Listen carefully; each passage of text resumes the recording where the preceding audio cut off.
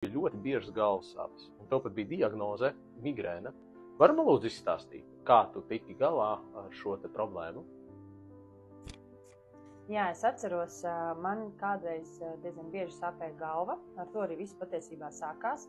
Galva sāpēja ļoti bieži, vidēji, reizi nedēļā tas bija stabili, un bieži vien bija tā, ka vakarā es aizēju gulēt, jo man sāp galva, no rīta es mostos un es jūtu, ka man joprojām tāda nepārāk, un diezgan nepatīkams vienkārši sajūtas.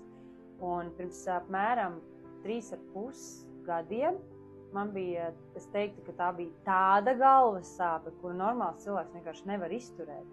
Un es saucu ātros, jo bija aizdoms par to, ka tas ir saistīts ar asinsspiedienu, jo es nevarēju pieliekties, bērniem kājiņas nomazgāt, man vienkārši sprāga acis ārā.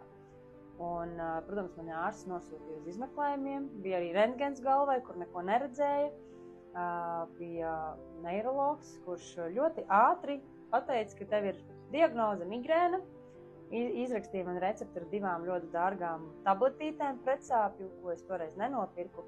Un risinājums īstenībā man atnāca tajā pašā vasarā diezgan ātri. Mūsu mājās nonāca dzīvais ūdens, ar ko arī viss sākās.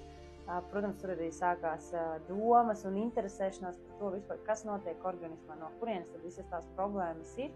Un tajā laikā ūdeni es jau dzēru diezgan daudz, bet tas nebija kvalitatīvs ūdens. Tas bija parasts krāna ūdens, bez minerālu vielām, tā nebija apzināta ūdens dzeršana.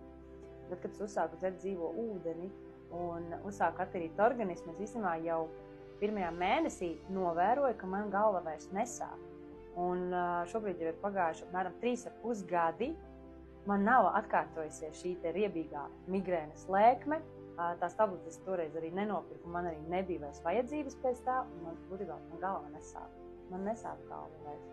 Un tas ir tāds mērķtiecīgs darbs ar savu organismu, pareiza hidratācija, šķidruma balansa uzturēšana. Ūdens ir jādzer katru dienu, pietiekamā daudzumā, un viņam ir jābūt tiešām ļoti, ļoti kvalitatīvam, lai tas iedotu to resursu, kas organismam ir nepieciešams, lai organismā viss varētu notikt kvalitatīvi. Tagad jau es to zinu. Ja ir interese uzzināt, kā var sev palīdzēt ar dabīgām metodēm, rakstiet man. Mēs kopā tiksim skaidrībā.